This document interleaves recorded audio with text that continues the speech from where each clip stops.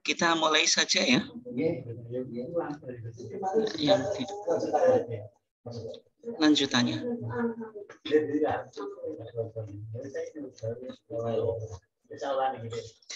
Oke, kita mulai. Assalamualaikum warahmatullahi wabarakatuh. Innal hamdalillah nahmaduhu wa nasta'inuhu wa nastaghfiruh. Wa na'udzu billahi min syururi anfusina wa min sayyiati a'malina. May yahdihillahu fala mudilla lahu wa may yudlil fala hadiya lahu. Asyhadu an la ilaha illallah wahdahu la syarika lahu wa asyhadu anna Muhammadan abduhu wa rasuluh. Allahumma shalli ala nabiyyina Muhammad wa ala alihi wa sahbihi ajmain. Amma ba'd. Yang saya hormati Ketua PRM Ledok Kulon II Kota Bojonegoro dan juga Bapak-bapak, Ibu-ibu sekalian, kajian ketarjian PRM Ledok Kulon, baik yang ikut dari Kota Bojonegoro maupun di luar Kota Bojonegoro yang semuanya dimuliakan Allah. Alhamdulillah pada kesempatan ini kita masih dipertemukan di dalam kajian rutin ketarjian kita.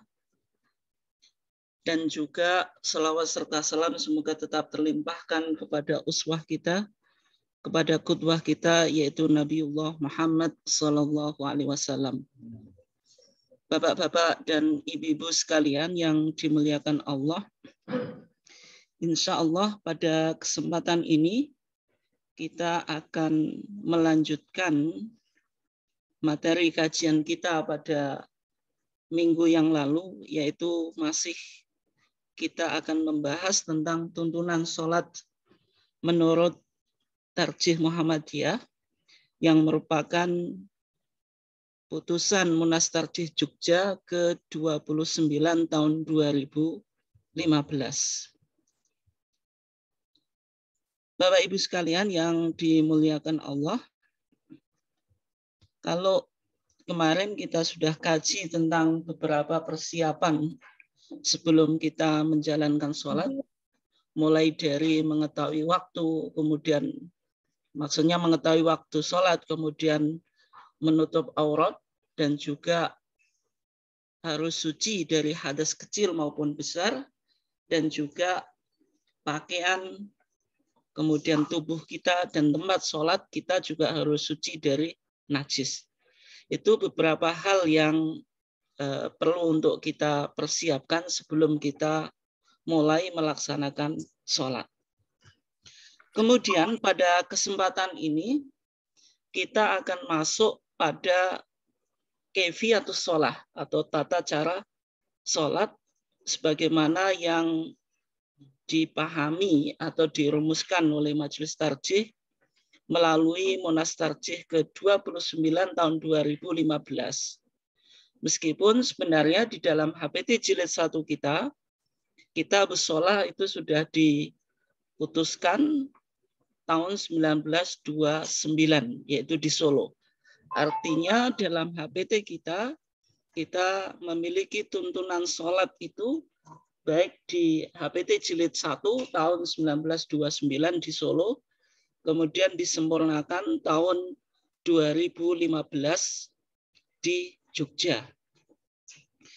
Kalau kita lihat tentang tata cara sholat atau kaifiatus sholat yang perlu untuk kita perhatikan, yaitu yang pertama di dalam HPT jilid 3 dijelaskan, yaitu yang pertama adalah berdiri tegak menghadap kiblat. Maksudnya di sini yaitu qiyam, yaitu berdiri, dan berdiri kita, qiyam kita itu harus mustaqbilal kiblah, menghadap kiblat, dan juga berniat mukhlishon lillah, yaitu berniat dengan mengikhlaskan niat kita kepada Allah. Maka dari sini kita akan coba kaji secara pelan-pelan dan nanti kita bisa diskusikan. Yang pertama tentang anjuran istiqbalul kiblah, yaitu orang yang menjalankan sholat itu harus menghadap kiblat, yaitu Ka'bah yang berada di Masjidil Haram. Nah, nanti bagaimana kalau kita di dalam Masjidil Haram yang mana Ka'bah itu berada di depan kita atau bisa kita lihat, itu yang kita disebut sebagai musyahid, orang yang melihat kiblat. Karena kita kebetulan misalnya haji atau umroh, kita berada di Masjidil Haram sehingga Ka'bah itu berada di depan kita. Nah, orang yang musyahid, orang yang melihat kiblat, maka sholatnya harus menghadap ainal kiblah, yaitu pada kiblat itu sendiri, yaitu pada kiblat itu sendiri. Tetapi kalau kita misalnya di luar Masjidil Haram, yang mana kiblat itu tidak bisa kita saksikan di depan kita atau melalui pandangan atau mata kita, berarti kita disebut ghairu musyahid, orang yang tidak bisa melihat kiblat. Nah, di situ secara langsung, di situ berarti menghadap kiblatnya itu tidak wajib persis pada kiblatnya, yaitu yang penting menghadap jihadal kiblah, yaitu menghadap arah kiblat. Yaitu dua orang yang berbeda. Yang pertama musyahid, melihat kiblat secara langsung, berarti harus melihat sholatnya menghadap ainal kiblah, yaitu pada zat kiblat itu. Kalau orang ghairu musyahid tidak melihat kiblat secara langsung, berarti cukup menghadap jihadal kiblah atau arah kiblat. Nah, kalau kita perhatikan Bapak Ibu sekalian yang dimuliakan Allah, tentang keharusan menghadap kiblat ketika kita menjalankan sholat, maka bisa kita temukan perintah ini di dalam surat Al-Baqarah ayat 144. Maka Allah Subhanahu wa taala mengatakan qad nara taqalluba wajhika fis sama, yaitu sungguh kami telah melihat bahwasanya wajahmu itu menengadah ke langit. Ini artinya Nabi Muhammad itu berdoa kepada Allah Subhanahu wa taala supaya dilakukan tahwilul kiblah, dilakukan perpindahan kiblat, yang mana Nabi Muhammad itu sebenarnya menghadap ketika sholat itu menghadap Baitul Maqdis, yaitu menghadap Baitul Maqdis yang ada di Palestina itu. Ketika umat Islam sholat dengan menghadap Baitul Maqdis di Palestina, di dalam hadis riwayat Muslim dijelaskan kurang lebih sitata asyara sanatan atau sab'ata asyara sanatan. Syahron, mohon maaf. Jadi kurang lebih 16 bulan atau 17 bulan. Itu dilakukan oleh umat Islam ketika itu menghadap Baitul Maqdis. Tetapi karena diejek oleh orang-orang Yahudi, bagaimana agama Islam ini atau umat Islam ini mengikuti tradisi atau kiblatnya orang Yahudi. Oleh sebab itu Nabi Muhammad berdoa menghadap ke langit supaya Allah Subhanahu wa taala mengabulkan permintaannya, yaitu apa? Kiblatnya diarahkan ke Ka'bah atau ke Baitullah atau yang ada di Masjidil Haram. Maka Allah Subhanahu wa taala merespon ketika itu, falanuwalliyannaka kiblatan tardoha. Maka sungguh kami akan memalingkan engkau wahai Muhammad kiblatan ke arah kiblat di dalam sholat tardoha yang engkau kehendaki. Artinya ini Allah merespon doa atau permintaan Nabi atau mengabulkan. Maka setelah itu apa? Fawalli wajhaka syatral masjidil haram. Maka setelah itu umat Islam atau ini ditujukan kepada Nabi dan juga kepada umat Islam, Nabi itu disuruh memalingkan wajahnya syatral masjidil haram ke arah Masjidil Haram. Nah, perintah fawalli wajhaka syatral masjidil haram sehingga ini menjadi sebuah keharusan ketika kita menjalankan sholat maka harus menghadap kepada Masjidil Haram atau di situ kepada Ka'bah. Nah, sehingga di dalam hadis dijelaskan ketika Nabi itu memulai sholat maka Nabi itu istaqbala al-kiblata. Nabi menghadap kiblat baru tsumma kabbara. Kemudian Nabi membaca takbir. Ini yang dilakukan oleh Nabi. Maka dari ayat ini bisa kita pahami bahwasanya istiqbalul kiblah itu merupakan keharusan yang harus dilakukan bagi orang yang menjalankan apa? Sholat. Nah, kemudian kalau istiqbalul kiblah itu wajib dilakukan, bagaimana dengan beberapa kasus yang nanti kita akan coba kaji? Yang pertama, bagaimana cara sholat orang yang di kapal laut? Misalnya kebetulan jenengan lagi musafir, kemudian naik kapal laut.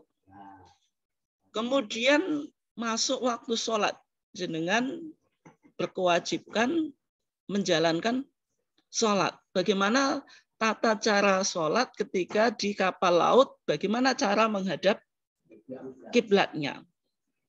Maka ketika kita di kapal laut, maka cara menjalankan sholat yaitu kalau kita memang tahu arah kiblat dan biasanya di kapal laut juga di musolanya itu dikasih tanda tentang kiblat. Maka yang jenengan lakukan yaitu mengikuti arah kiblat atau petunjuk arah kiblat yang ada di kapal itu. Nah, kemudian karena kapal ini bergerak, maka meskipun sebelumnya jenengan menghadap kiblat, pasti terjadi pergeseran. Nah, ketika terjadi pergeseran sesuai dengan rute atau arah kapal tersebut, maka kita tidak perlu untuk menyesuaikan apa? Arah kiblat atau gerakan kapal. Jadi cukup kita mengawalinya, kita coba tanyakan atau kalau di situ sudah ada arah kiblat, maka kita pertama kali melakukan sholat kita menghadap kiblat. Setelah itu tidak usah mengikuti arah kiblat berikutnya karena itu akan mengganggu kekhusyuan dan menyebabkan kesusahan di dalam apa? Menjalankan sholat. Ya, sehingga ada kaidah al-masyaqqatu tajlibu at-taisir. Keadaan yang sulit itu mendatangkan apa? Kemudahan. Ini artinya syariat kita itu syariat yang dibangun atas konsep atau prinsip at-taisir, yaitu apa? Mempermudah. Kalau kita lihat di dalam hadis, yaitu hadis Anas ibn Malik, menjelaskan karena Rasulullah sallallahu alaihi wasallam idza arada ay yusalli ala rahilati tatawwuan istaqbalal qiblata. Rasulullah itu apabila mau mengerjakan sholat ala rahilati di atas kendaraan tatawwuan, sholat tatawwu. Yang dilakukan Rasulullah apa? Istaqbalal qiblata. Rasulullah menghadap kiblat. Fakabbara. Terus Rasulullah itu bertakbir lissolah, maksudnya melakukan apa? Takbiratul ihram. Tsumma khalla an rahilatih. Kemudian Rasulullah apa? membiarkan kendaraannya itu atau tunggangannya itu fasalla haitsuma tawajjahat bih. Maka Rasulullah sholat sesuai dengan arah kendaraan yang ditunggangi oleh Rasulullah. Artinya kalau kita lihat dari hadis Anas ibn Malik, Rasulullah itu memulai sholatnya tetap menghadap kiblat, tetapi selanjutnya Rasulullah mengikuti arah kendaraan atau tunggangan yang dinaiki oleh Rasulullah. Maka dalam konteks modern, hadis Anas ibn Malik ini bisa kita aplikasikan dalam konteks orang yang berada di kapal laut. Gitu. Di kapal laut.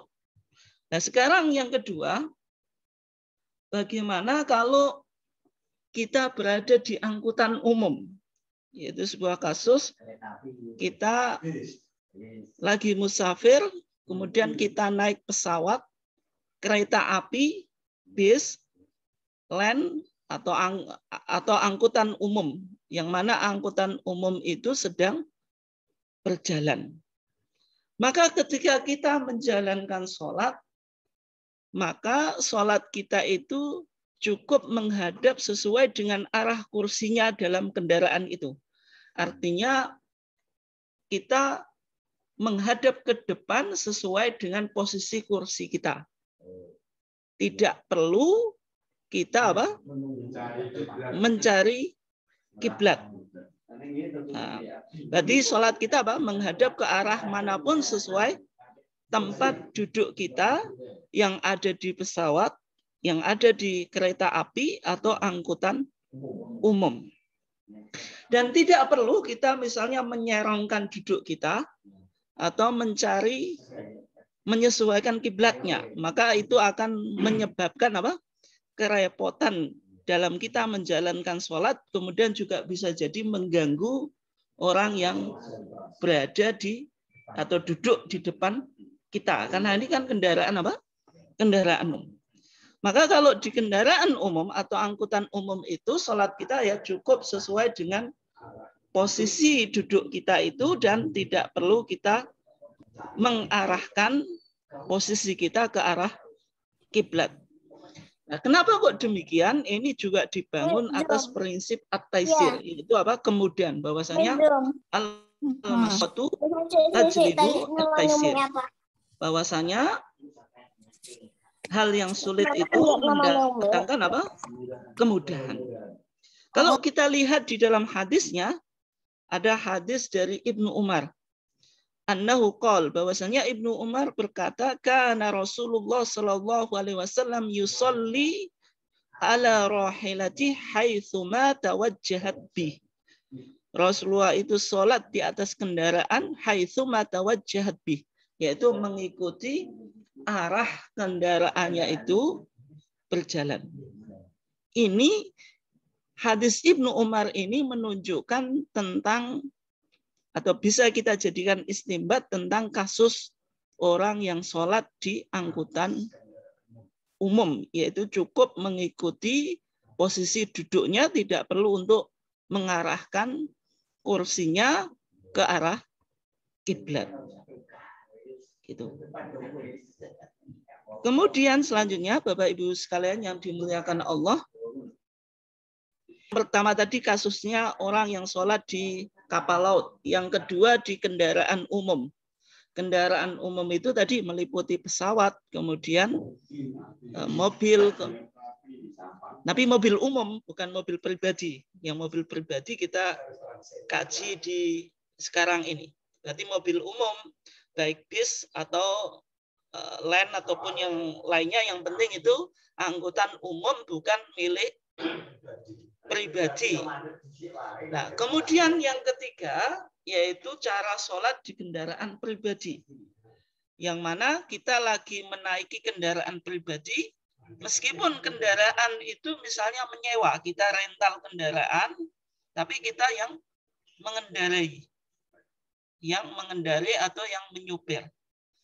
Maka ketika kita mau menjalankan sholat, maka kita dianjurkan untuk berhenti dan mencari tempat sholat, misalnya di masjid atau di musola yang bisa kita jangkau. Misalnya di SPBU itu ada masjid atau musola yang mungkin kita bisa gunakan.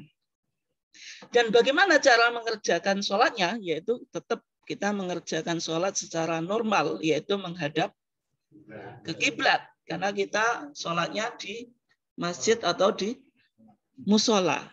Nah, kenapa kok demikian? Karena dalam kasus kendaraan pribadi atau kita menyewa kendaraan, kita yang bisa mengendalikan kendaraan ini karena kita menyopir sendiri atau punya supir sehingga kita punya otoritas untuk mengatur atau untuk meminta berhenti. Berbeda dengan kendaraan umum, maka itu menyebabkan kesusahan dan tidak mungkin kita meminta supirnya untuk berhenti, apalagi nanti supirnya ketika memenuhi semua permintaan penumpang, maka itu akan mengganggu perjalanan.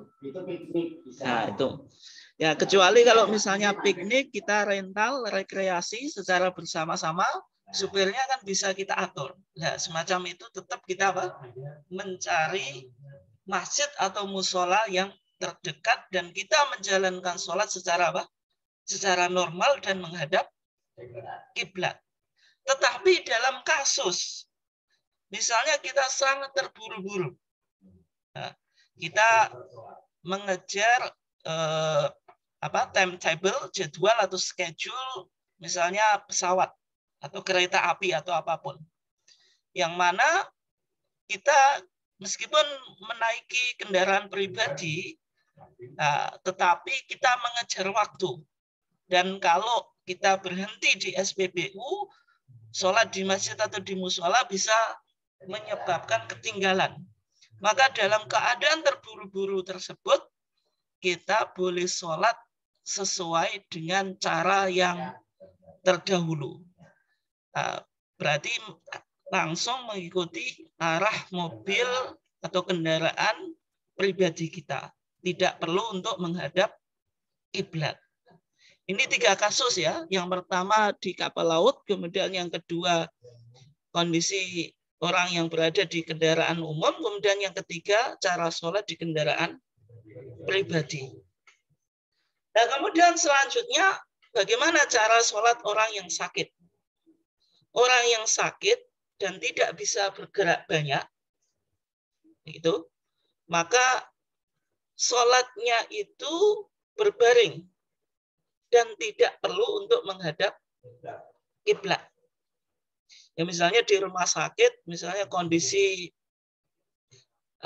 sangat parah dan kita tidak bisa banyak bergerak, kebetulan ranjang kita tidak menghadap kiblat, maka sholat kita ya menghadap arah meskipun arah itu tidak menghadap kiblat.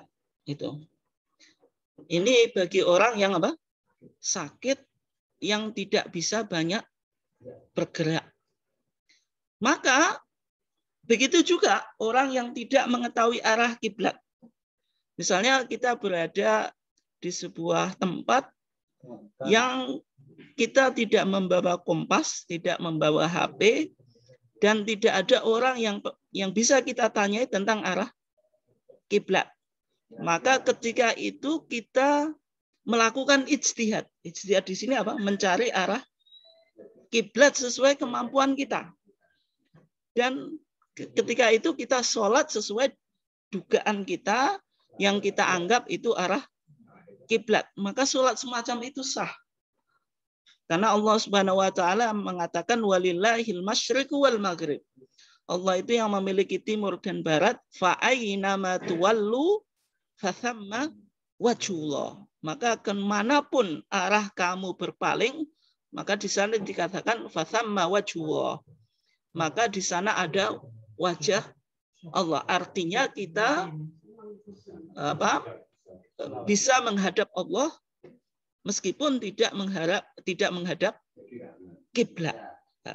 Nah, kemudian kalau kita sholat, ternyata berdasarkan ijtihad semampu kita, ternyata arah kiblat kita salah.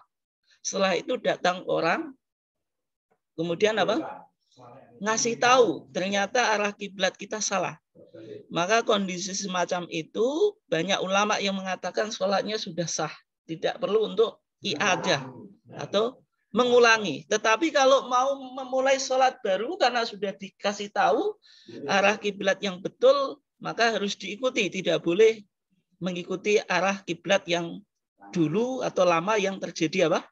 Kesalahan. Tetapi sholat yang kita tidak tahu tadi arah kiblatnya itu sah dan tidak perlu apa? I'adah atau mengulangi sholat yang kedua kali. Ini kalau orang yang sakit dibilang yang sehat. Gimana? Kalau orang yang sakit kan mungkin bisa tidak tahu, sekarang kayak jadi kasih tahu yang sehat. Mbak Ahmad Brono. Ya, bagaimana kalau orang sakit? Ya sama. Karena orang sakit itu apa? Ketika dia mau sholat, kebetulan tidak ada yang ngasih tahu. Kalau mau tanya juga nggak tahu misalnya nggak bisa. Kemudian sholat ternyata misalnya di rumah sakit ini arah kiblatnya salah. Ketika itu ya tidak i'adah, tidak perlu untuk mengulanginya. Nah, kemudian yang kedua tadi kita berbicara tentang apa? Istiqbalu al-qiblah, yaitu dalam sholat itu kita diharuskan apa? Menghadap kiblat. Yang kedua, sholat itu dilakukan dengan qiyam. Qiyam itu artinya apa? Berdiri. Ini bagi sholat yang wajib. Bagi sholat yang wajib. Kalau sholat sunnah itu tidak harus berdiri karena sholat sunnah itu boleh dilakukan dengan duduk atau berbaring. Hanya saja sholat sunnah yang dilakukan dengan duduk atau berbaring itu atau dengan duduk tadi nisfu ajril qaim, setengah dari pahala orang yang berdiri. Kenapa kok demikian? Karena Islam itu memberikan kemudahan dan jumlah sholat sunnah itu terlalu banyak. Ketika sholat sunnah itu diharuskan dengan berdiri, maka akan menjadi apa? Susah orang mengerjakan sholat sunnah, sedang sholat sunnah itu satu hari semalam saja jumlahnya cukup banyak. Itu.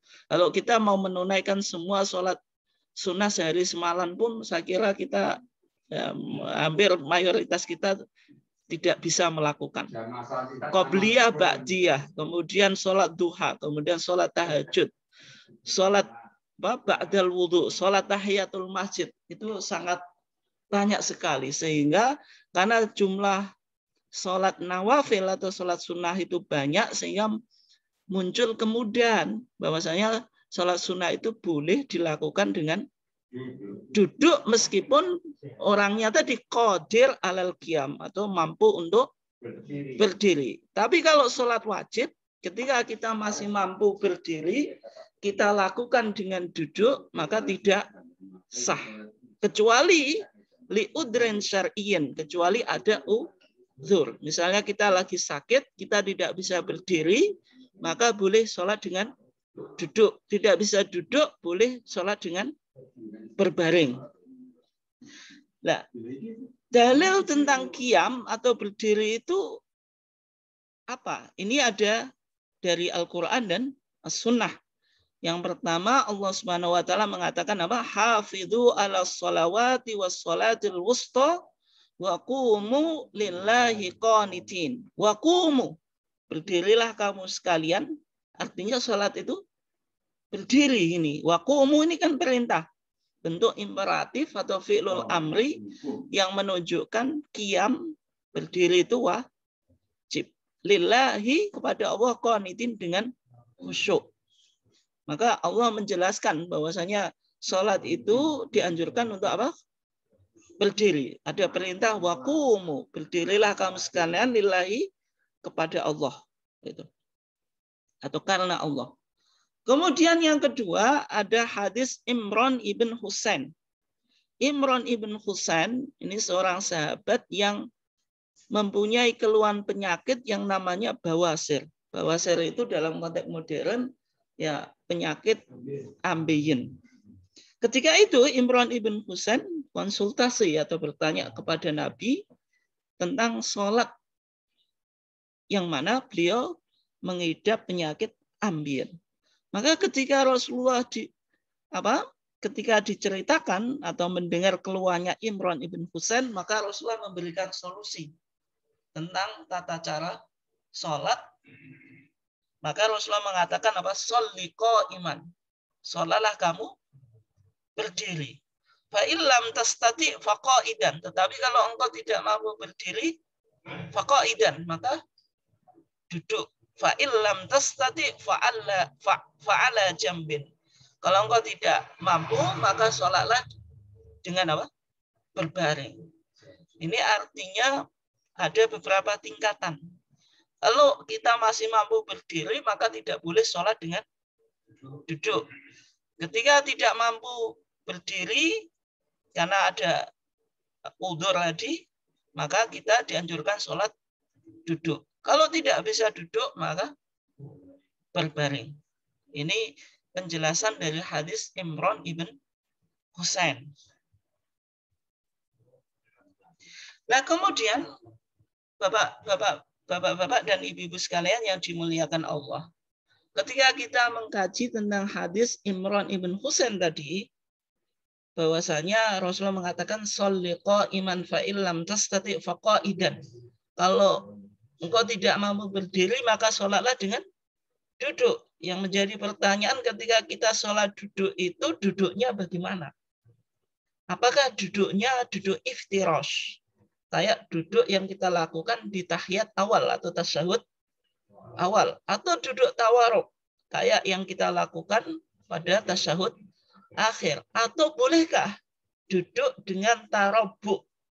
Tarabuk itu duduk bersila, ataukah boleh dengan posisi duduk apapun sesuai dengan kenyamanan kita? Misalnya duduk di kursi, itu juga tidak tawaruk, tidak iftirash, tidak tarabuk juga. Karena mengikuti posisi kursi. Maka kalau kita lihat hadis ini, Rasulullah hanya mengatakan apa? Sholli qa'iman fa illam tastati faqa'idan. Sholatlah kamu dalam keadaan berdiri, kalau tidak bisa apa? Faqa'idan. Duduk. Berarti duduk ini dia mutlak. Mutlak itu tidak ada batasan model atau formasi duduk tertentu. Karena mutlak dalam pandangan majelis tarjih berarti boleh duduk apapun sesuai dengan kenyamanan dan keadaan kita. Yang penting tetap menjalankan sholat bisa secara apa? Khusyuk. Sehingga dalam mazhab Syafi'i pun dikatakan wa kaifama qa'ada jaza. Orang yang sholatnya duduk itu posisi apapun yang ia kehendaki boleh.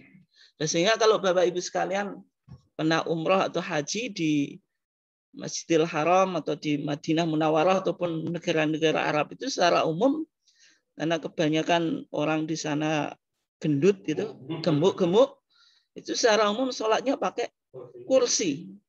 Dan duduknya ya sesuai dengan duduk di kursi itu. Meskipun di negara kita itu belum umum. Ya karena mereka memahami duduk itu ya sesuai dengan kenyamanan dan sesuai dengan posisinya. Karena tidak ada penjelasan di dalam hadis secara khusus tentang model duduk itu. Nah, kemudian kalau tadi dalam hadisnya dikatakan sholli qa'iman fa illam tastati faqa'idan fa illam tastati fa'ala janbin. Sholatlah kamu dalam berbaring. Jadi kan berdiri, duduk, kemudian berbaring. Berbaring itu bagaimana? Apakah berbaring di atas lambung yang kanan atau di lambung yang kiri? Atau berbaring dengan terlentang? Maka di kalangan para ulama mengkaji. Yang pertama, model berbaring itu berbaring di atas lambung yang kanan. Artinya kalau kita di Indonesia, kiblat itu di arah barat, berarti kepala kita kalau lambungnya kanan berada di utara. Dan muka kita diarahkan ke kiblat. Nah, kenapa kok kanan dulu? Karena mengambil keumuman hadis bahwasanya Rasulullah itu yuhibbu at-tayammun. Rasulullah itu suka mendahulukan yang kanan dalam masalah apapun itu. Itu Rasulullah. Ya, Rasulullah apa? Kenapa kok? Nah, bagaimana nanti kalau dalam pandangan kesehatan, nanti kita coba diskusikan. Dalam pandangan kesehatan lebih baik apa? Lambungnya di kiri. Nanti kita coba diskusikan ibadah itu bagaimana melihatnya. Apakah didahulukan tek atau segi kesehatan. Tapi nanti kita coba lihat itu. Jadi intinya ini ya. Nah, kemudian kalau tidak bisa berbaring dengan apa? Dengan di atas lambung dengan apa? Terlentang. Kalau terlentang itu ketika ruku atau sujudnya otomatis wajahnya menghadap kiblat. Berarti kan terlentang, kaki kita ke arah kiblat. Ya, kaki di barat. Di Indonesia secara umum kalau orang sholat terlentang itu biasanya kepalanya diganjal sama bantal. Artinya wajah kita kan tetap menghadap kiblat, apalagi kalau ruku atau sujud itu. Kalau sudah modelnya tempat tidurnya itu nanti kasus itu ya tadi kembali ke prinsip kemudahan tadi. Ketika tidak bisa ya tidak perlu untuk dipaksakan. Karena kaidah kita apa? Al-masyaqqatu tajlibu at-taisir. Sesuatu yang susah itu mendatangkan kemudahan. Itu tentang qiyam atau berdiri di dalam sholat wajib. Nah, kemudian yang menjadi pertanyaan ketika tidak bisa menjalankan berdiri secara sempurna atau tidak menghadap kiblat secara utuh. Apakah ini mengurangi pahala sholat atau mengurangi kesempurnaan sholat? Tidak. Jadi pahalanya tetap. Sebagaimana keumuman hadis yang sudah pernah kita kaji.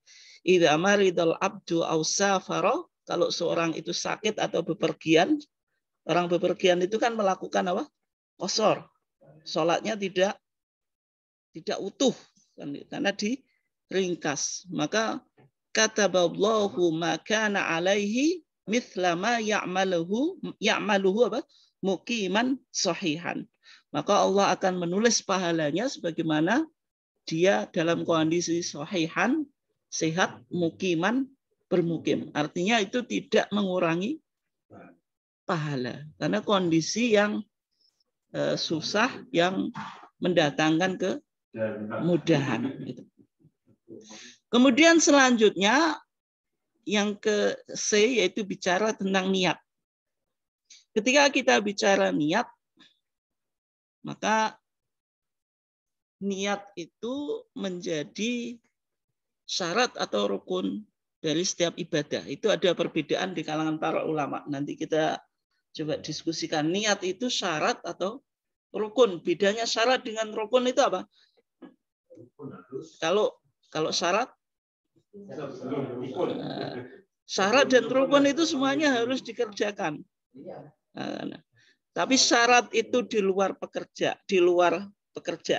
Tapi kalau rukun itu di dalamnya. Berarti kalau syarat sholat itu di luar sholat, tapi harus terpenuhi. Misalnya apa?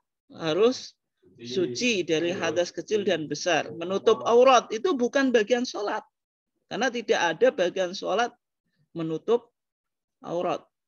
Dalam arti masuk di dalam sholat. Kaifiyah sholat itu tidak ada menutup aurat. Tapi menutup aurat itu harus dilakukan sebelum sholat. Itu yang disebut apa? Syarat. Jadi syarat itu di luar, kalau rukun itu di dalam.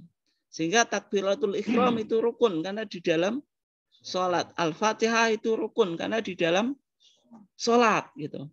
Yang menjadi pertanyaan, nanti yang menjadi perdebatan di kalangan para ulama niat. Niat itu di dalam atau di luar. Kalau niat itu di dalam berarti niat itu harus dilakukan di awal takbiratul ihram, berarti takbir sama niat harus berbarengan. Nah, ini sebagaimana pandangan mazhab Syafi'i. Sehingga Allahu Akbar dengan hati itu harus menyatu. Dan itu susah untuk dilakukan.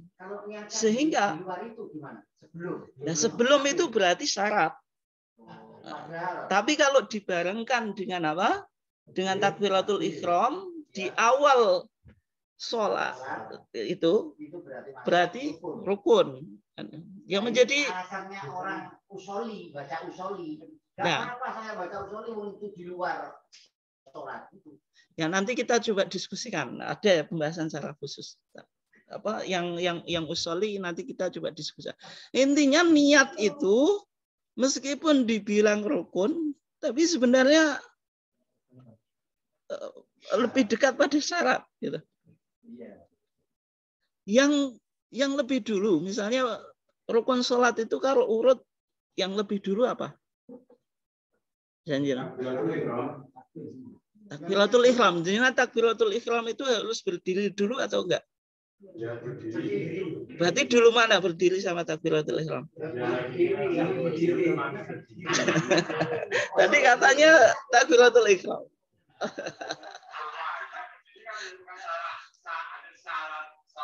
Nah, nanti kalau jenengan bilang niat sama berdiri dulu mana? Nah, ini perdebatan yang tidak mungkin jenengan bisa menyimpulkan karena jawaban jenengan pasti punya kelemahan dan dibantah, dan sehingga sesuatu ini tidak masih tetap diperdebatkan seperti yang lebih dulu itu telur atau ayam. Itu nggak akan berujung. Ya semuanya sudah dikaji oleh para ulama. Hanya saja tetap nggak bisa menyimpulkan kayak kita membahas telur sama ayam itu mana yang lebih dulu. Nah nanti kita bahas. Yang kedua dipending dulu, nanti ada pembahasannya khusus ya. Kemudian hadis Umar bin Khattab, hadis yang cukup populer. Rasulullah mengatakan apa? Innamal a'malu binniyat. Nah, sesungguhnya amal itu ditentukan niatnya. Kemudian dua ayat dan hadis ini disebutkan di HPT kita jilid 1.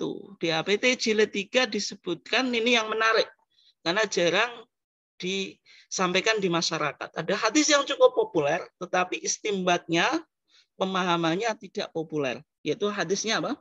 Innallaha la yanzuru ila suwarikum. Sesungguhnya Allah tidak melihat bentuk-bentuk fisik kamu. Wa amwalikum, dan harta kamu sekalian. Walakin yanzuru ila qulubikum. Tapi Allah melihat hati kamu. Wa a'malikum, dan amal-amal kamu. Walakin yanzuru ila qulubikum. Ini maksudnya apa? Melihat hati. Hati itu tempatnya apa? Tempatnya niat. Berarti walakin yang duru ila qulubikum ini menunjukkan tentang pentingnya niat.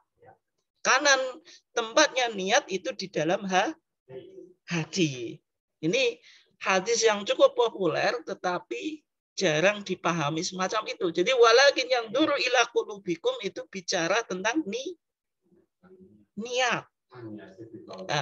Sehingga niyatu fi qalbi, atau ya nanti qoblal amal. Kalau dalam mazhab Syafi'i tidak, wa'ti biha makrunatan bil awal. Niat dan amal itu harus menyatu. Sebelum amal itu pandangan jumhur ulama. Nanti kita coba diskusikan ya. Ya nanti ini ketemu. Sekarang definisi niat. Niat itu apa? Dalam mazhab Syafi'i, sebagaimana, mohon maaf ini yang online karena yang offline ini banyak yang tanya ya. Jadi saya harus merespon yang offline juga. Dalam mazhab Syafi'i yang disebut niat itu apa? Qasdus syai' muqtarinan bifi'lihi. Menyengaja sesuatu dibarengi dengan perbuatan. Artinya antara niat dan awal perbuatan itu harus berbarengan. Kalau tidak berbarengan itu disebut azam. Jadi kalau dalam mazhab Syafi'i jenengan saya mau niat haji bulan depan, itu belum niat, itu baru azam. Tapi kalau jenengan sudah pakai pakaian ihram, sudah di sana di Mekah, kemudian bilang labaika hajjan atau labaika umrotan, tergantung nanti model hajinya, itu baru disebut niat. Tapi kalau baru planning, itu belum disebut niat, itu namanya azam. Karena niat itu antara perbuatan dengan niat itu harus berbarengan. Makanya apa? Qasdus syai' menyengaja sesuatu, muqtarinan dibarengi bifi'lihi dengan perbuatan. Itu dalam mazhab Syafi'i, karena mazhab Syafi'i memahami niat itu rukun. Kalau rukun itu berarti harus ada di awal sesuatu yang wajib. Sehingga tadi sholat antara sholat sebelum mengawali sholat pakai apa? Takbiratul ihram. Berarti niat dengan takbiratul ihram harus berbarengan. Karena susah berbarengan, makanya menyebabkan orang takbiratul ihramnya nggak jadi-jadi itu. Karena apa? Berusaha mematchingkan antara niat dengan takbiratul ihram. Akibatnya apa? Terjadi was. Karena kalau tidak berbarengan itu nanti tadi nggak sesuai niat. Niat itu kan qasdus syai' muqtarinan bifi'li. Menyengaja sesuatu harus dibarengi perbuatan. Tapi kalau takbir dulu, niatnya carry. Atau niatnya dulu baru takbir, berarti nggak berbarengan. Makanya susah. Sehingga HPT kita coba. HPT kita mengutip definisi niat dari mazhab Hanafi. Tidak mazhab Syafi'i. Kalau definisi niat dalam mazhab Hanafi, coba. Niat itu al-iradatu al-mutawajjihatu nahwal fi'li. Kehendak yang ditujukan terhadap perbuatan. Kalau kehendak yang ditujukan kepada perbuatan, dulu mana niat sama perbuatan? Dulu niat. Sehingga dalam mazhab Hanafi, niat itu bukan rukun tapi syarat. Karena syarat boleh di luar sholat tapi waktunya tidak terlalu lama. Secara umum kan niat itu kan dilakukan sebelum sholat, tapi tidak mungkin, oh saya besok mau sholat duhur, saya niati sekarang, itu nggak ada orang baca itu. Secara umum kalau jenengan sudah menghadap kiblat itu ya baru niat. Nah sehingga dalam mazhab Hanafi dan tarjih lebih cenderung ke sini, niat itu bukan definisinya qasdus syai' muqtarinan bifi'li, tetapi dirubah apa? Al-iradatu al-mutawajjihatu apa? Nahwal fi'li, yaitu kehendak yang ditujukan untuk melakukan perbuatan. Karena niat itu syarat bukan rukun. Kemudian sekarang, karena niat itu tadi kehendak, maka kehendak itu tempatnya di mana? Di dalam hati. Kalau tempatnya itu di dalam hati, perlukah diucapkan atau ditalafutkan? Nah, tapi secara umum ulama sepakat niat itu mahalluha fil qalbi. Niat itu tempatnya di dalam hati. Sehingga kalau orang, ini kesepakatan ulama, sehingga kalau seorang niat dalam hati, meskipun tidak diucapkan itu sholatnya sah. Dalam mazhab Syafi'i pun yang mensunahkan talafut bin niat, itu kalau orang sholat tanpa mengucapkan usolli itu tetap sah. Tapi karena sudah menjadi politik identitas, maka di masyarakat nggak ada orang yang berani sholat tanpa dilafatkan. Nah, sehingga kalau kita lihat, coba kita lihat Coba kita lihat di dalam kitab Al-Muhadzab. Al-Muhadzab yang ditulis oleh Al-Imam Asy-Syirazi. Ini kitab otoritatif dalam mazhab Syafi'i sendiri ini. Itu Al-Imam Asy-Syirazi. Kitab ini kemudian dikomentari oleh Imam Nawawi yang menjadi muhakkik Al-Madhab Asy-Syafi'i, editornya mazhab Syafi'i, yaitu menjadi apa? Al-Majmu' Syarhul Muhadzab. Tapi kalau kita lihat di Al-Muhadzab, ini coba perkataan Al-Imam Asy-Syirazi sendiri yang paling bawah ini. Wa mahallu an-niyati al-qalbu. Tempat niat itu di mana? Di hati. Coba selanjutnya kita perhatikan. Fa inna wa biqalbihi duna lisanihi ajza'ahu. Kalau seorang niat dengan hatinya tanpa diucapkan dengan lisan apa? Ajza'ahu. Sudah mencukupinya. Artinya tetap sah. Tetap apa? Sah meskipun tidak diucapkan. Wa min ashabina, di antara sahabat-sahabat kami, yaitu sahabatnya Imam Syafi'i. Man qol, ada orang yang berpendapat yanwi biqalbi wa yatalafat bilisan. Orang itu berniat dalam hati dan diucapkan dalam lisan. Coba komen apa yang dikatakan oleh Imam Syirazi. Wa laisa bisyai'in. Pendapat ini tidak benar. Tidak apa?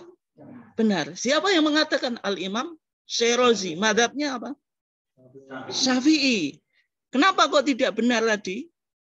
Niat itu dalam hati tapi dilafatkan dengan lisan itu tidak benar. Li'anna niyata hiyal qasdu. Karena niat itu menyengaja. Kalau menyengaja berarti tempatnya bil qalbi. Karena mengaja itu perbuatan hati. Ini yang dikutip oleh tarjih dari Imam Syirazi yang menunjukkan dalam melakukan sholat itu tidak ditalafutkan niatnya. Demikian juga tarjih menjelaskan tidak ada tuntunan dari Nabi yang dinukil dari satu hadis pun meskipun dhaif, meskipun apa? Dhaif, tapi kalau maudhu ada. Ya, nanti jangan baca di Ahasan, ada ulama Minangkabau itu bikin buku tentang usoli, tapi itu hadisnya maudhu. Maudhu itu hadis apa? Hadis hoax, hadis buatan. Kalau dhaif kan tidak terpenuhi syarat sahih, tapi apa bisa naik level ke hasan kalau ada banyak riwayatnya. Tapi kalau sudah hadis maudhu berarti tidak ada sangkut pautnya dari Nabi karena itu hadis palsu. Nah, tidak ditemukan satu hadis pun yang menjelaskan Nabi itu apa? Sholat dengan talafut niat atau niat dengan lisan. Dan Nabi mengatakan apa? Shollu kama ra'aitumuni usolli. Artinya sholat kita harus merujuk pada sholatnya Nabi. Kalau Nabi tidak talafut biniat, ngapain kita talafut biniat atau melafatkan niat? Ini yang dipahami Muhammadiyah karena agama itu sebenarnya Al-Quran dan As-Sunnah As-Sahihah ay Al-Maqbulah. Kalau tidak ditemukan hadisnya, ya berarti tidak usah. Ketika kita, ini prinsip, dalam pandangan Muhammadiyah mengikuti Quran dan Sunnah, itu mengandung prinsip taisir. Jadi orang memahami agama langsung Quran dan Sunnah itu lebih mudah. Kenapa kok lebih mudah? Karena tidak ada embel-embelnya atau yang disebut takaluf. Takaluf itu bid'ah. Nah, kalau jenengan harus talafut biniat kayak tadi gitu. Muncul was-was sehingga kalau tidak niat dengan lisan khawatir sholat saya ini sah atau tidak. Justru kita dengan kembali pada Quran dan Sunnah itu apa? Mengandung kemudahan. Ini apa? Model pemahaman agama yang dipahami oleh Muhammadiyah. Jadi kembali kepada Quran dan Sunnah itu semakin mudah. Sehingga dalam bahasa awam orang Muhammadiyah pokoknya nek dalil Qur'ani atau tidak. Kalau tidak ya tunggu dulu. Kalau ada ya kita kaji. Meskipun bahasa itu cukup sederhana tapi apa? Memberikan gambaran bagaimana cara orang Muhammadiyah itu memahami agama. Kemudian yang menjadi pembahasan berikutnya adalah waktu niat. Niat itu apakah harus berbarengan atau muqaranah dengan takbiratul ihram atau boleh sebelum takbiratul ihram bizamanin yasir dengan waktu yang sebentar atau pendek. Maka di kalangan para ulama terjadi dua pendapat. Yang pertama pendapat fuqaha Hanafiyah, Malikiyah dan Hanabilah atau jumhur ulama yang mengatakan niat itu dapat dilakukan sebelum melakukan takbiratul ihram, karena dalam pandangan mereka niat itu syarat bukan rukun. Tetapi kalau kita lihat dalam pandangan fuqaha asy-Syafi'iyah, ahli-ahli fikih Syafi'iyah mengatakan niat itu rukun, karena niat itu rukun berarti tempatnya harus di awal pekerjaan. Kalau sholat itu awal pekerjaan yang wajib apa? Takbiratul ihram, sehingga niat dengan takbiratul ihram itu harus berbarengan. Dalam mazhab Syafi'i tidak boleh niat dulu baru takbiratul ihram, atau takbiratul ihram dulu baru niat, harus muqaranah. Itu dalam mazhab Syafi'i, sehingga mengakibatkan tadi was-was karena belum muqaranah antara takbir dengan niat. Nah, apakah bisa atau tidak? Ya, ini menarik. Kalau kita lihat dalam al-Um atau pendapat Imam Syafi'i sendiri atau statement Imam Syafi'i sendiri, Imam Syafi'i itu statementnya yang kita bisa simpulkan, Imam Syafi'i itu mengharuskan antara niat dengan takbir itu terjadi muqaranah hakikiyah, bersamaan secara real atau hakiki. Tapi oleh ulama berikutnya yaitu Al-Imam Ghazali, Imam Nawawi, kemudian Al-Imam Al-Juwaini, nggak bisa kita melakukan muqaranah hakikiyah berbarengan secara real. Maka yang bisa apa? Muqaranah urfiyah. Pokoknya kita pandang itu berbarengan meskipun realitanya tidak.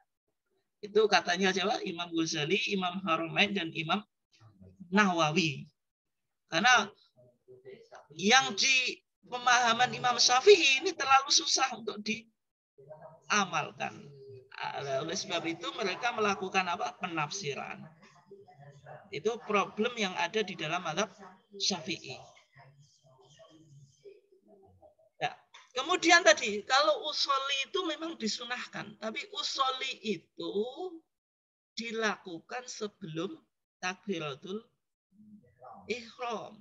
Yang dimaksud itu niat yang di hati dengan takbiratul ihramnya, bukan usollinya. Karena talafut itu dilakukan sebelum takbir. Karena talafut itu niat. Ya, kalau subuhnya sunnah, mohon maaf. Sunnah, bukan wajib. Yang wajib itu kan niat di dalam hatinya. Sehingga niat dalam hati yang wajib sama awal pekerjaan sholat takbiratul ihram itu harus muqaranah. Tapi yang sunnah, yang melafadzkan niat itu boleh dilakukan sebelum takbiratul ihram. Dalam pandangan mazhab Syafi'i semacam itu. Oke ya.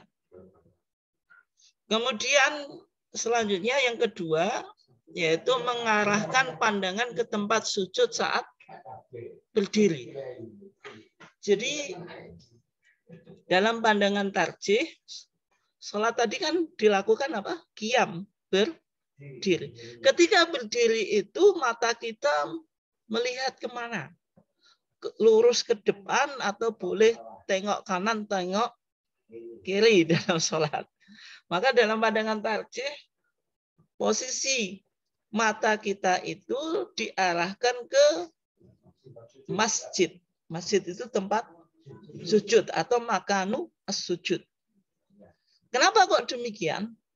Imam Syafi'i mengatakan kalau sholat itu menghadap tempat sujud itu menyebabkan khusyuk. Orang kalau arah matanya menghadap ke tempat sujud itu menjadi apa? Menjadi faktor sholatnya khusyuk atau konsentrasi. Berbeda dengan kalau sholatnya jenengan menghadap ke depan. sehingga bisa memantau segala aktivitas yang ada di depan kita. Apalagi misalnya kita sholat berjamaah, di depan kita apa? Ada orang sholat, kemudian pakai kaosnya ada tulisan. Itu nanti pasti terbaca. Tapi kalau jenengan melihat ke tempat sujud, ya, meskipun itu tetap menggoda ya. Bagaimana kalau sarung atas? Nanti paling tidak apa? Paling tidak itu meminimalisir terjadinya apa? Penglihatan kita supaya tidak ke mana. Oleh sebab itu kata Imam Syafi'i ketika kita menghadap ke sujud itu menyebabkan sholat semakin khusyuk. Nah kalau kita lihat itu, makanya di dalam tarjih coba kita lihat pandangan mata orang yang sholat diarahkan ke tempat sujud dimaksudkan agar semaksimal mungkin dapat dicapai kekhusyuan. Kalau kita lihat dalilnya, hafidhu ala sholawati was sholatil wusta wa qumu lillahi qanitin. Berdirilah kamu karena Allah qanitin dengan khusyuk. Berdiri dengan khusyuk itu berdirinya menghadap ke tempat sujud. Maksudnya waqumu dan berdirilah kamu lillahi karena Allah qanitin dalam keadaan khusyuk. Berdiri kepada Allah atau karena Allah dengan khusyuk itu menghadap ke arah tempat sujud. Nah, kemudian dalam surat Al-Mu'minun dijelaskan qad aflahal mu'minun dan seterusnya itu, maka di sana dijelaskan alladzina hum fi sholatihim khashi'un. Yaitu orang mukmin yang beruntung itu orang-orang yang fi sholatihim, di sholat mereka apa? Khashi'un. Sholatnya apa? Khusyuk. Nah, sholat khusyuk itu apa? Berarti sholat pandangannya menghadap ke arah sujud. Nah, kalau kita lihat, ternyata Nabi dulu itu ketika sholat suka menghadap ke arah langit atau ke atas. Karena syariat kita itu rata-rata apa? Turun secara tadarruj. Tadarruj itu apa?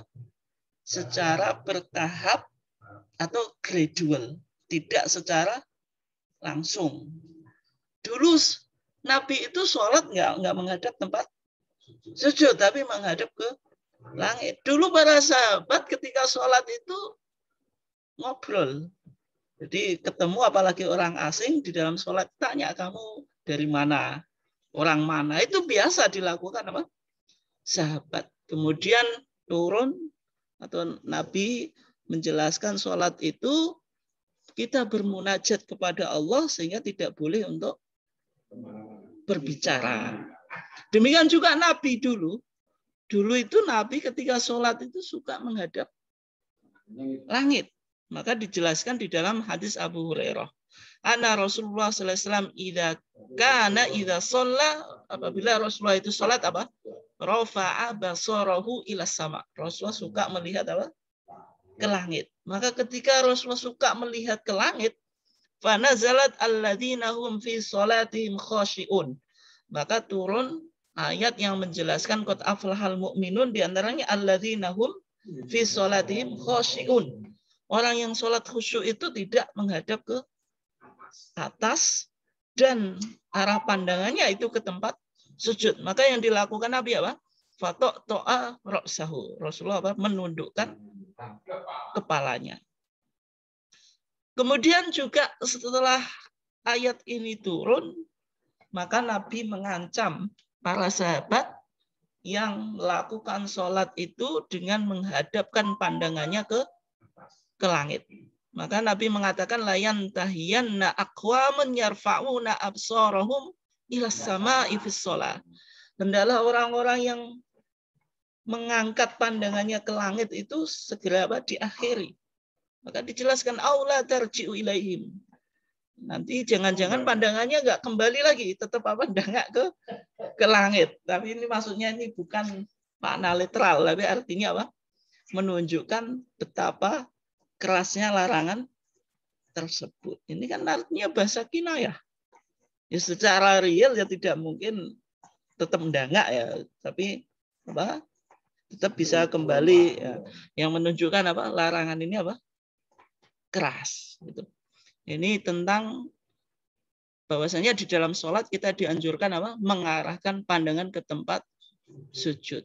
Ya mungkin ini untuk kajian kita apa sedikit-sedikit dan nanti kita coba diskusikan lebih dalam. Monggo Bapak atau Ibu yang mungkin memiliki pertanyaan ataupun tanggapan dari materi yang kita kaji pada saat ini. Untuk yang online dulu ya. Katanya kalau offline ini banyak. Ya, monggo Bapak atau Ibu sekalian yang ingin menyampaikan pertanyaan ataupun komentar dari apa yang kita kaji pada saat ini. Nggih, monggo.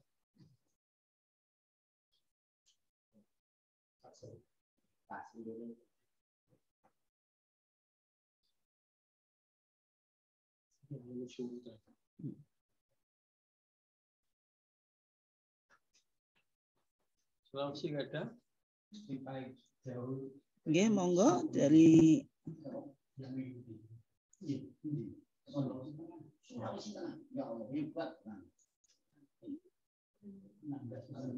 silakan Bapak Ibu sekalian yang ingin menyampaikan pertanyaan ataupun juga tanggapan.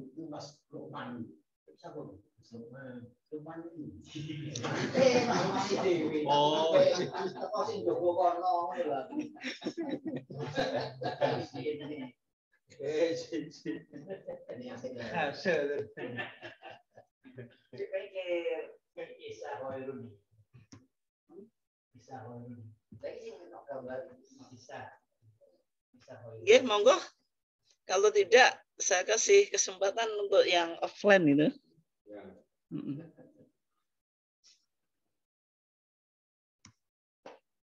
Monggo silahkan yang offline.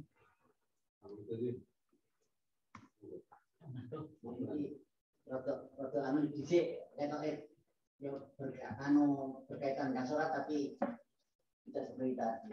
Saya mengamati kalau orang dari sujud berdiri itu kok ada yang bentar, ada yang langsung. Itu yang benar yang mana?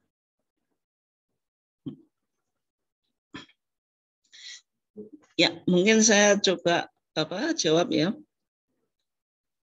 Ketika kita sujud kemudian mau ke berdiri, ya, itu ada kesunahan yang disebut dengan jalsatu istirahah, yaitu jalsah atau duduk istirahah.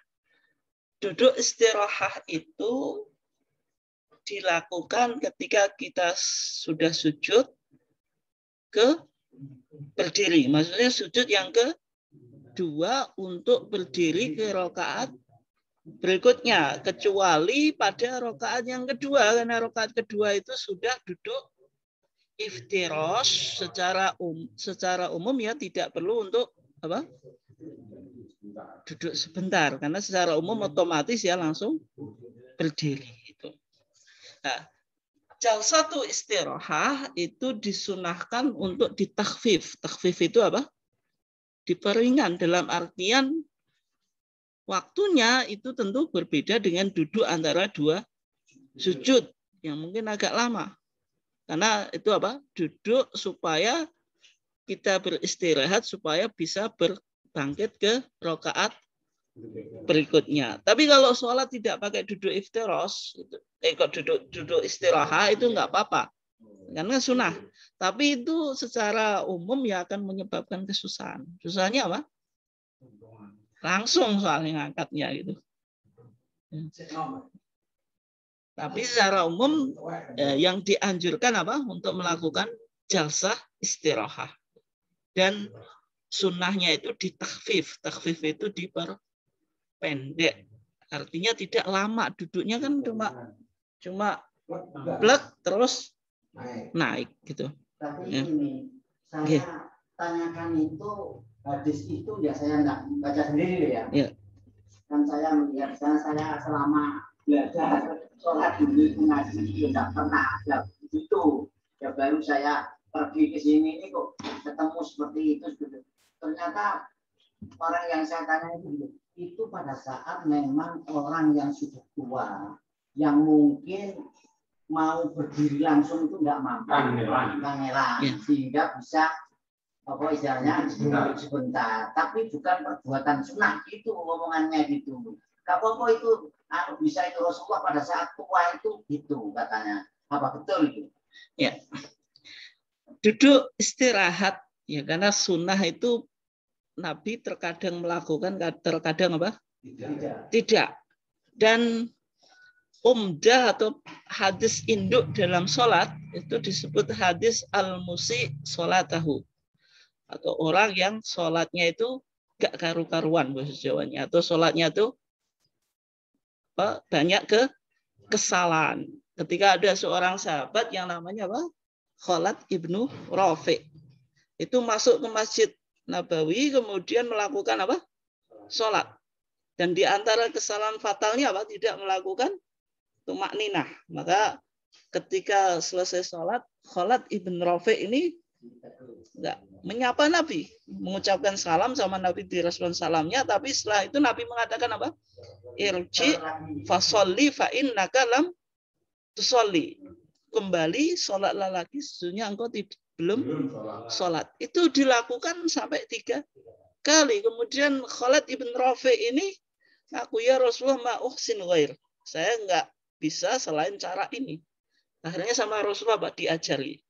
Rasulullah mengatakan idza qumta ila sholati fakabbir. Kalau engkau mau sholat ucapkanlah takbir. Ini takbiratul ihram. Tsumma qra' ma tayassara minal Qur'an. Kemudian bacalah yang mudah dari Quran. Dalam hadis yang lain dijelaskan tsumma qra' bi ummil kitab. Bacalah ummul kitab atau ummul Quran. Tsumma rka' hatta tatma'inna raki'an. Kemudian apa? Rukuk sampai engkau tumakninah di dalam rukuk. Tsumma tadil hatta ta'tadila qa'iman, atau tsumma rfa' hatta ta'tadila qa'iman. Kemudian apa? Bangkit atau iktidal sampai berdiri. Tsumma sujud hatta tatma'inna sajidan. Kemudian apa? Sujud, kemudian duduk di antara 2 sujud, kemudian sujud. Kemudian mengatakan tsumma fa'al fi sholatika kulliha. Kemudian lakukanlah apa? Di sholat kamu sekalian. Hadis ini menjadi hadis induk di dalam sholat. Artinya yang wajib itu hanya disebutkan di dalam hadis ini.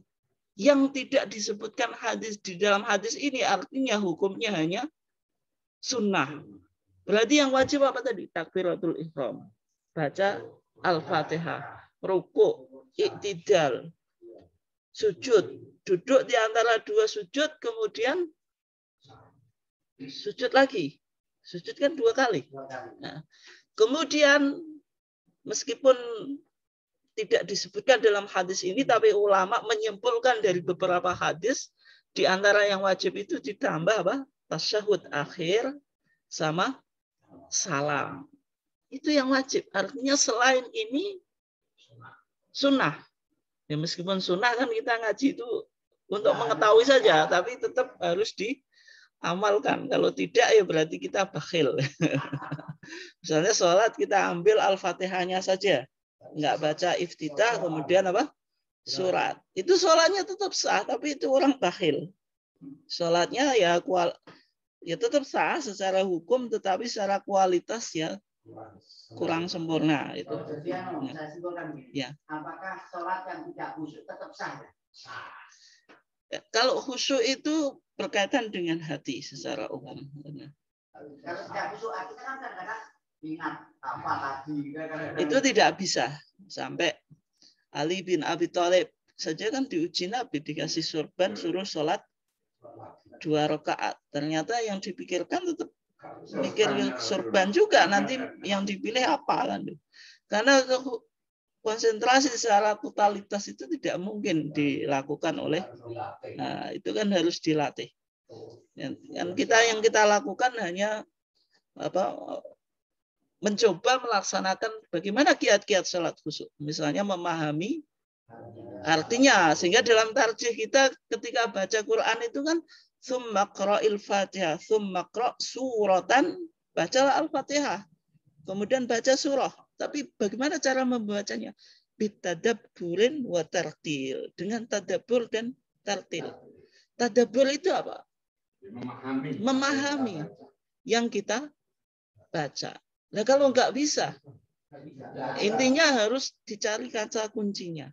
Berarti alhamdulillahirabbil alamin, kata kuncinya apa? Pujian. Nggak harus kita tahu alhamdulillah utawi sekabe puji iku lillahi kedhi Allah rabbil alamin, zat kang mengerani wong alam kabeh, atau segala puji bagi Allah Tuhan segala alam semesta. Tidak harus perkata kita pahami. Ar-Rahmanir Rahim berarti menunjukkan pengaruh pemurah dan pengasih atau penyayang. Malik Yaumuddin, menjadi raja. Pokoknya dipahami kata kuncinya, tidak harus dipahami per kata. Termasuk juga bagaimana zikir yang ada di dalam sholat. Ketika kita sholatnya pakai Allahumma ba'id baini wa baina khotoyaya, berarti intinya apa? Kita meminta supaya dijauhkan dari kesalahan. Pokoknya jauh. Kan kama ba'adta bainal masyriqi wal maghrib, antara timur dan barat. Itu antara timur dan barat tidak mungkin ketemu. Pokoknya kan intinya gitu. Ketika kita pakai wajah itu berarti kita memahami bahwasanya esensi hidup itu apa? Ibadah. Karena diantaranya apa? Inna sholati wa nusuki wa mahyaya wa mamati lillahi rabbil alamin. Itu kan kata kunci saja. Itu bagi yang tidak bisa memahami bacaan surat atau zikir di dalam sholat secara apa? Perkata atau secara totalitas. Minimal kita tahu kira-kira maknanya semacam itu. Monggo. Silakan. Saya mau tanya, berkaitan dengan masalah menghadapkan ke wajah tadi ya, menghadapkan kiblat tadi. Ya ini kasus, karena kita kan kadang-kadang memang pakai kendaraan sendiri, tapi kadang-kadang di jalan itu kan macet total. Nggak bisa, kadang ini nggak bisa bergerak sampai jam-jaman. Akhirnya karena waktunya mepet, akhirnya ya sholat semampunya, maksud saya itu lah. Artinya ya wudhunya ya dengan tayamum sebisanya, dan sholatnya ya semampu kemana itu di kendaraan itu tadi. Itu yang pertama. Yang kedua masalah niat, ini kasus juga ada. Orangnya tuh sampai 3 sampai 5 kali nggak jadi, masih gini terus, masih batal, masih. Karena apa? Karena ya untuk menggabungkan antara hati sama ucapan ini nggak bisa kadang pas itu. Gimana? Ya sudah, yakin aja, saya bilang itu. Yakin sekali begitu, udah yakin sama dia, ya niat jadi gitu. Sampai 5 kali nggak jadi belum, katanya begitu.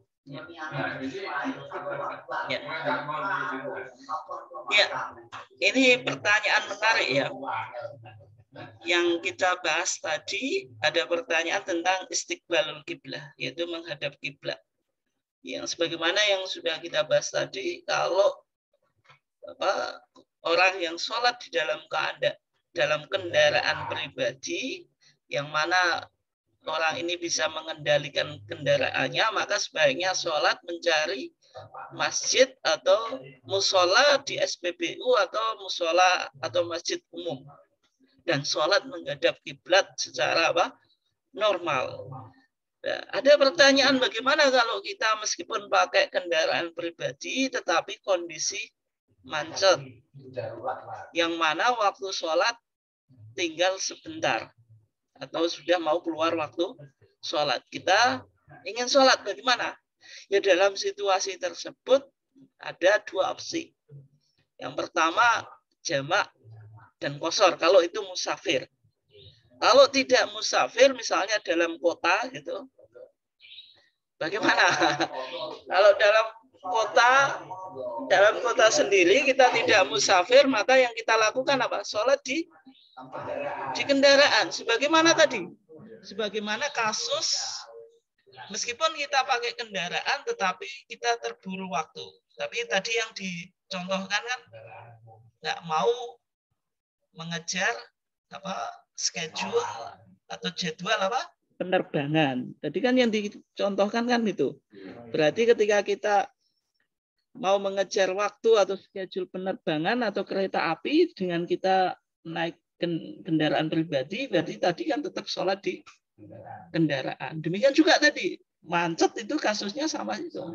Macet itu ya berarti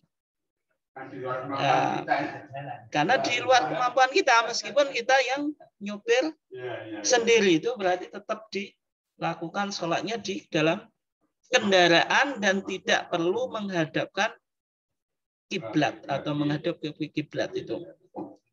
Kemudian yang kedua, bagaimana tentang kasus yang umum dilakukan di masyarakat? Ya memang pandangan mereka itu memahami sebagaimana dalam pandangan mazhab Syafi'i, karena niat itu rukun itu harus di dalam sholat, beda dengan syarat harus dilakukan tapi di luar sholat. Karena niat itu rukun, berarti niat itu harus dibarengkan dengan takbiratul ihram yang menjadi awal dari pembukaan sholat. Sehingga dalam mazhab Syafi'i diharuskan adanya muqaranah. Muqaranah itu berbarengan antara apa? Takbiratul ihram dengan niat. Oleh sebab itu definisi niat dalam mazhab Syafi'i, meskipun saya kadang guyonan di antara Mubalik Muhammadiyah itu sering mengutip definisi niat itu qasdu syai' muqtarinan bi fi'li, yaitu menyengaja sesuatu dibarengkan dengan niat. Berarti kalau jenengan definisikan niat kayak gitu, berarti harus mengikuti mazhab Syafi'i. Karena yang kita kutip itu kan harus kita pahami. Oh, ternyata Mubalik Muhammadiyah banyak mengutip definisi niat menurut mazhab Syafi'i, tapi realitanya niat dulu baru takbiratul ihram. Berarti kan nggak paham tentang apa yang dikutip. Sehingga HPT sendiri kan ngasih tawaran.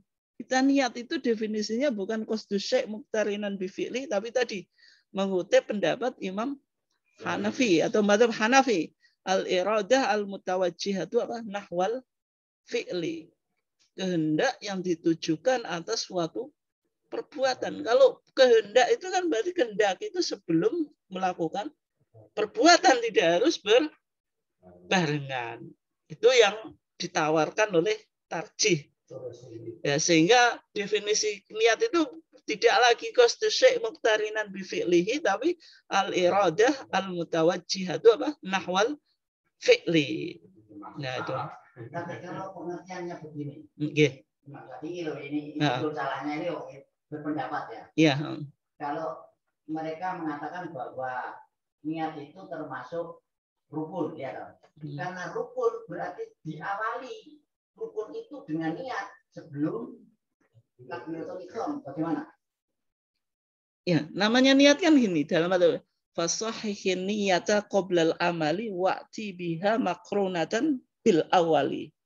Ini nadhaman madzhab Syafi'i Alfiyah Zubat. Ini qoblal amali, yaitu tasih, benarkanlah niat sebelum beramal. Wa'ti biha makrunatan bil awali. Niat itu datangkanlah berbarengan dengan awal yang wajib. Berarti kalau awal sholat takbiratul ihram itu niatnya harus barengan gitu. Kalau wudhu berarti niatnya di mana? Yang pertama kali wajib di wudhu apa? Ketika jenengan wudhu kan harus niat. Dalam mazhab Syafi'i mana? Membasuh muka. Membasuh apa? Muka. Berarti niat itu yang wajib dalam mazhab Syafi'i itu antara membasuh muka ini sama hati itu harus matching, berbarengan. Nggak boleh jenengan baru gini gosok kedua telapak tangan atau membasuh kedua telapak tangan, niat itu belum, nggak sah itu. Menurut Syafi'i. Menurut mazhab Syafi'i. Yang wajib itu ketika apa? Berarti pancuran pertama ketika membasuh muka itu harus dimatchingkan dengan niat di dalam hati. Meskipun nawaitunya itu boleh sebelum membasuh muka. Nawa itu yang dilafatkan itu kan yang sunnah. Ya, nawa itu al-wudu al-irafil hadasi al-asghari fardhan lillahi ta'ala itu. Itu kan yang sunnah. Tapi yang wajib kan di dalam hati. Berarti nawa itu yang di dalam hati sama membasuh wajah itu harus berbarengan. Ini bisa. Kenapa bisa? Karena dua hal yang berbeda. Hati sama muka. Tapi kalau sholat kasusnya beda. Sholat itu takbirnya mulut, hatinya harus niat. Antara mulut dengan hati itu untuk dimatchingkan itu agak susah. Tapi kalau hati sama perbuatan itu bisa jadi bisa. Ini kemudian kelemahannya berikutnya. Mumpung saya ingat. Dalam puasa itu awalnya kapan? Kita puasa itu dimulai kapan? Ya, setelah sahur gitu Kak Jawa. Nah kalau sahurnya malam, kalau sahurnya setelah isya, berarti setelah terbitnya fajar. Karena sahur itu kan boleh, jadi kan jam 3 sahur ya boleh. Berarti tapi mulainya puasa kan apa? Setelah terbitnya fajar atau tulur fajar.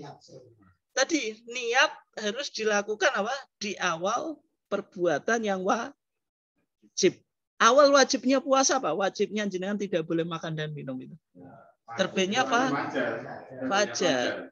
Dan niat orang puasa jenengan bisa nggak lihat fajar baru dikonekkan hati? Nggak ada orang yang melakukan. Sulit dan nggak mungkin. Nanti capek kabeh semuanya kalau setelah sahur pada keluar lihat fajar sudah keluar atau tidak, atau itu tidak mungkin untuk dilakukan. Dan di masyarakat nawaitu shoma ghadin kapan? Nah, setelah tarawih.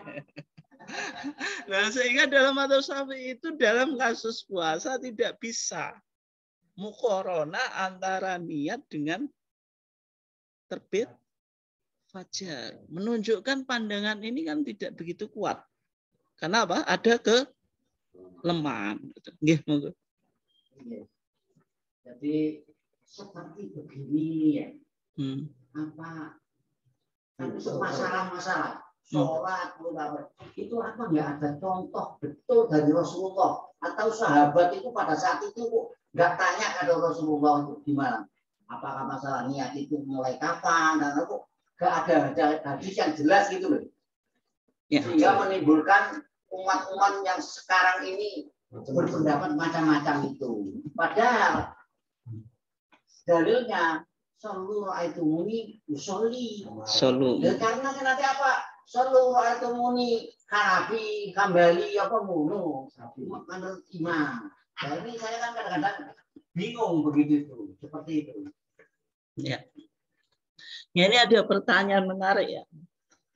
Nabi tentu mengajarkan semua gerakan sholat kepada sahabatnya. Dan Nabi mengatakan shollu kama ra'aitumuni usolli. Artinya pengajaran sholat yang dilakukan oleh Nabi kepada sahabat itu sudah selesai. Tidak mungkin ada yang ditinggalkan. Nah, kemudian bagaimana dalam masalah kasus niat? Niat itu sudah dijelaskan oleh Nabi. Kita mulai dari Quran dulu. Al-Quran bilang apa? Wa ma umiru illa liya'budullaha mukhlishina lahuddin. Dan mereka tidak diperintah kecuali apa? Menyembah Allah mukhlishina dengan ikhlas.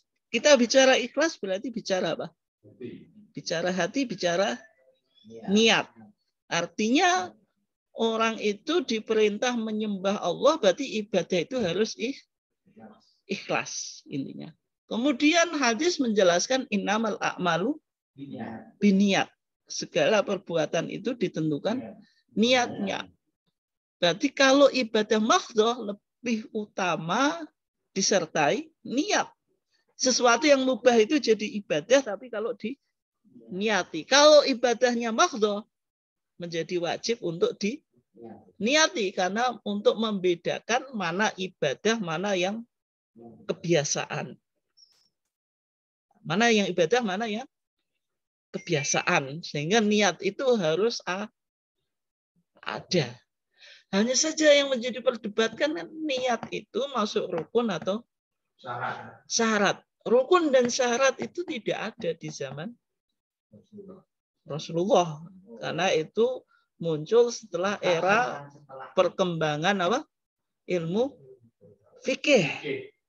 Imam Syafi'i buat buku namanya Ar-Risalah.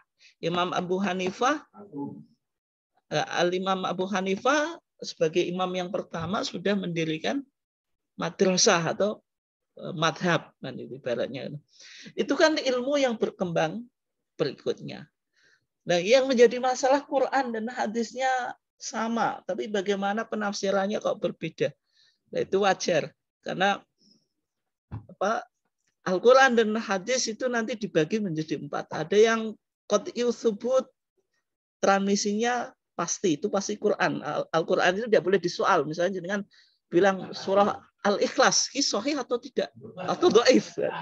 Itu nggak boleh ditanyakan, karena qat'iyyu tsubut atau lurut. Transmisinya disampaikan secara mutawatir, tidak perlu disoal lagi. Tapi kalau hadis, innamal a'malu binniyat, ini hadisnya sahih atau tidak? Tapi kalau suratul Ikhlas, Qul huwallahu ahad, ini Qur'annya sahih atau tidak? Itu nggak boleh. Karena qat'iyyu tsubut. Tapi Quran itu bisa dhoniyyu ad-dilalah. Petunjuknya masih bisa diperdebatkan. Itu bisa diperdebatkan. Misalnya, wa idza quri'al Qur'anu fastami'u lahu wa ansitu la'allakum turhamun. Yang jelas disuruh mendengarkan bacaan Quran. Bagaimana kalau bacaan Quran imam? Apakah makmum tetap baca Al-Fatihah atau tidak? Berarti Quran di sini masih umum. Kalau jumhur ini dikecualikan Al-Fatihah. Kalau makmum baca Al-Fatihah di belakang imam boleh. Ini kan masih umum. Berarti wa idza quri'al Quran di sini dilalahnya, pemaknanya masih bisa diperdebatkan. Tapi apakah wa idza quri'al Qur'an itu secara transmisinya boleh diperdebatkan? Tidak boleh, karena ini sudah Quran. Tapi kalau hadis malah lebih luas lagi. Hadis, apalagi hadis ahad, berarti transmisinya, periwayatannya boleh diperdebatkan. Sehingga kita bicara hasan, sahih, dhaif.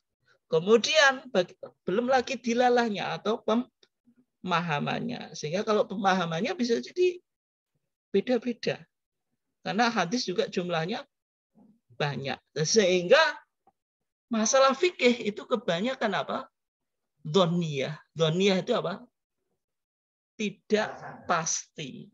Karena masalahnya tidak pasti, perlu untuk dikaji dan ditelusuri. Dan hasil penelusuran dari setiap mazhab berbeda. Semua mazhab punya dalil. Enggak ada itu kalau mazhab enggak punya dalil.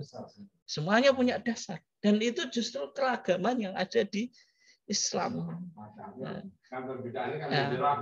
Ya, menjadi rahmat itu gitu. Tapi kan kita dituntut itu. Ya. Tapi kan kita dituntut semaksimal mungkin memahami apa yang kita anggap benar. Meskipun apa yang kita anggap benar itu bisa jadi dianggap salah sama orang lain. Artinya harus ittiba itu. Kalau taklid kan pokoknya itu kan itu yang menjadi masalah. Nah, ya meskipun mungkin kajian kita itu ya. Meskipun mungkin kesimpulan kita dianggap lemah sama orang lain. Ya mungkin itu Bapak dan Ibu-ibu sekalian, sudah jam 9:30.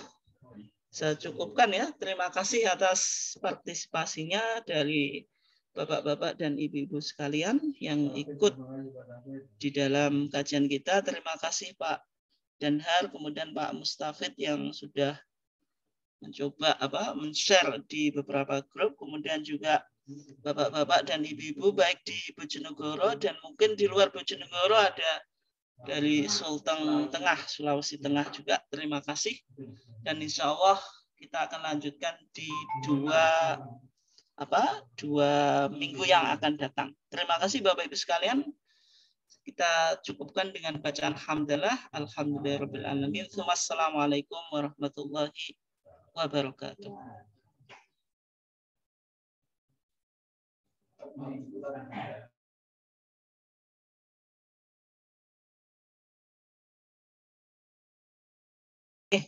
Saya tutup dulu nih. izin live meeting Bu.